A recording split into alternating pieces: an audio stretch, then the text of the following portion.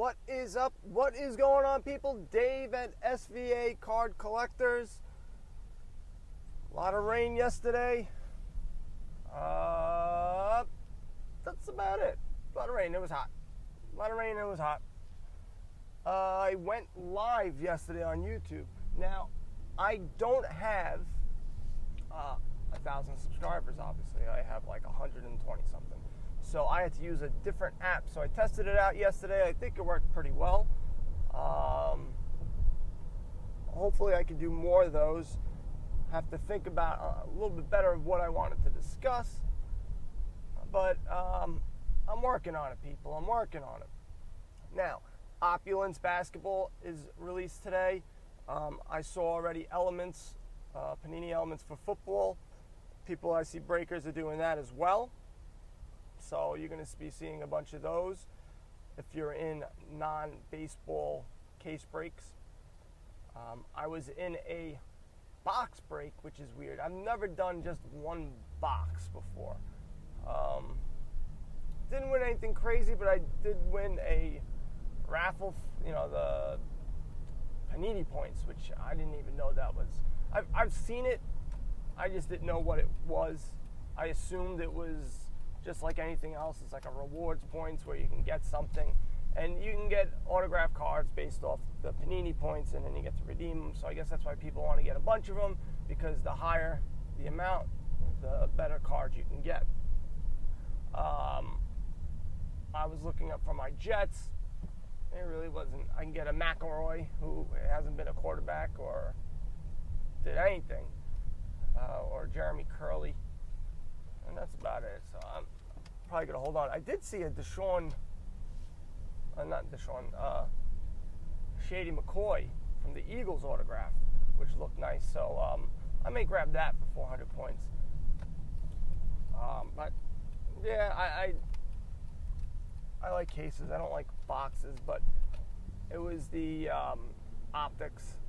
I was going for Panini Optics. I think it was Optics.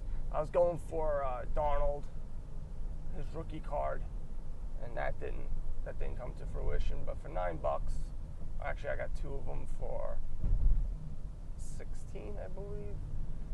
So it is what it is.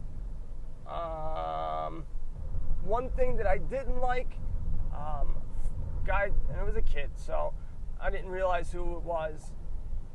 Friends and family, I really just don't do that.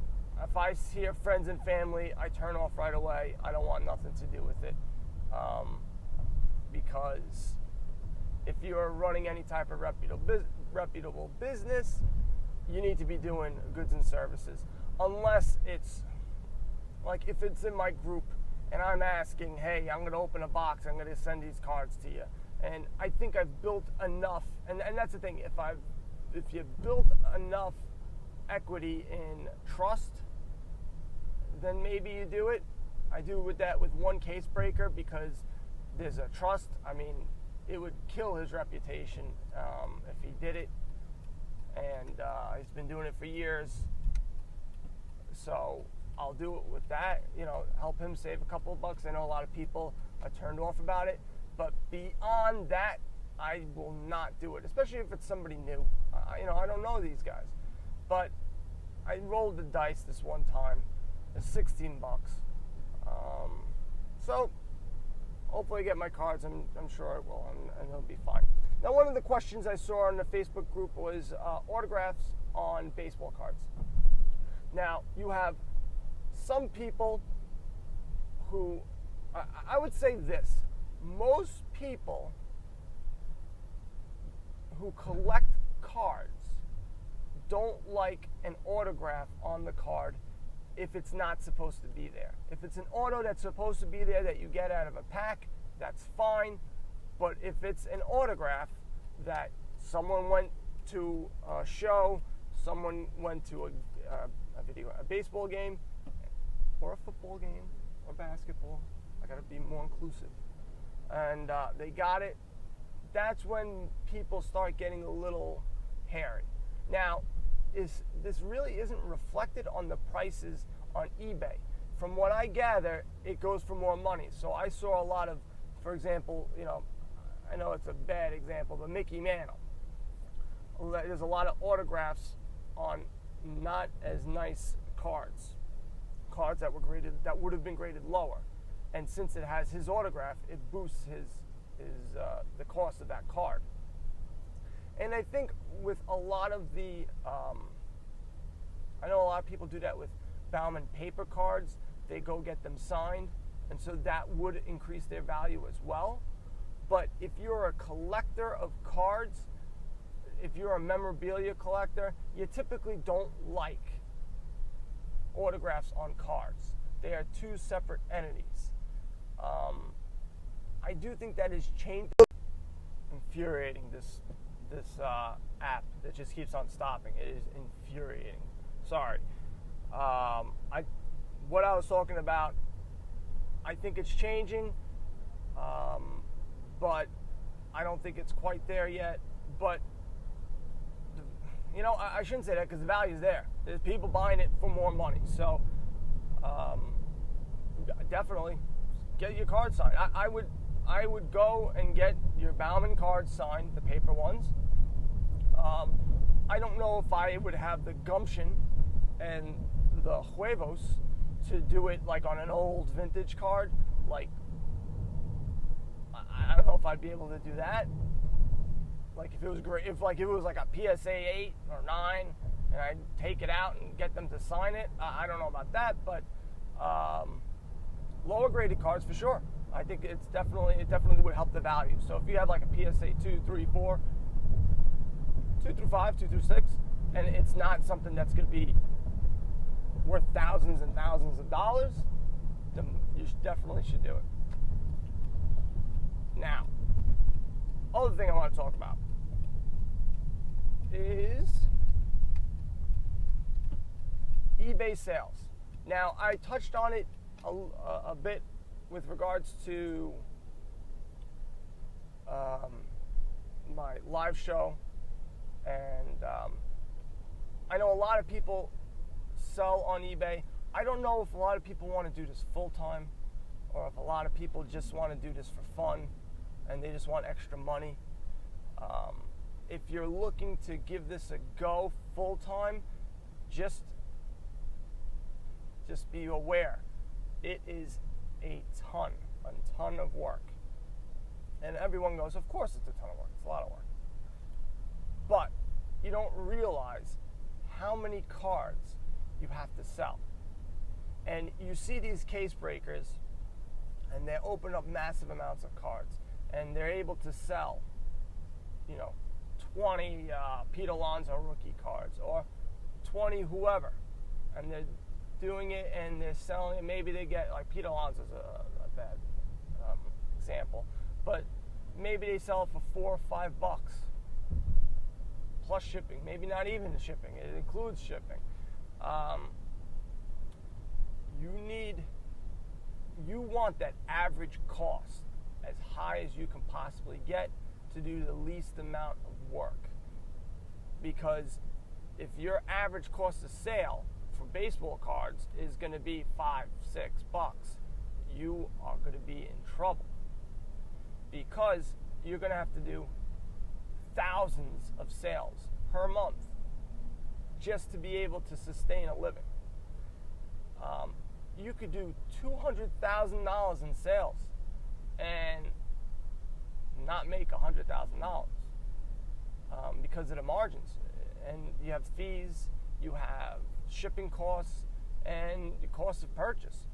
And then tax man wants to come in and get his cut too. Damn the man is what I say, but can't really do that.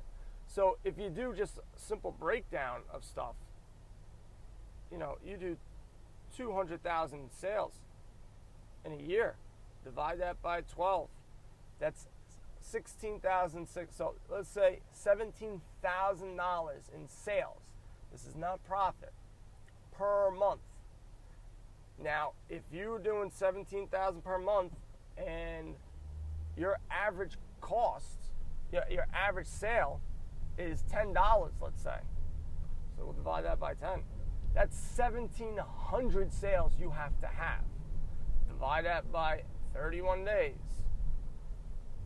you need to sell 55 cards every single day. Just think about that. That is a ton of cards.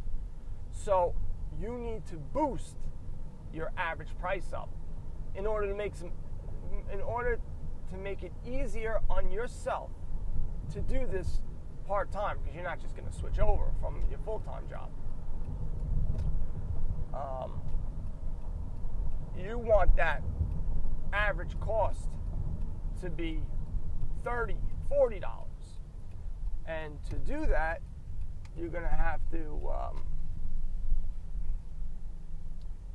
get smart. Okay? You're going to have to get smart. You're going to have to, do lots. Because and the thing is, when you do lots, it's going to be a little bit slower, because not everyone is going to want all those cards. Some people just want particular cards.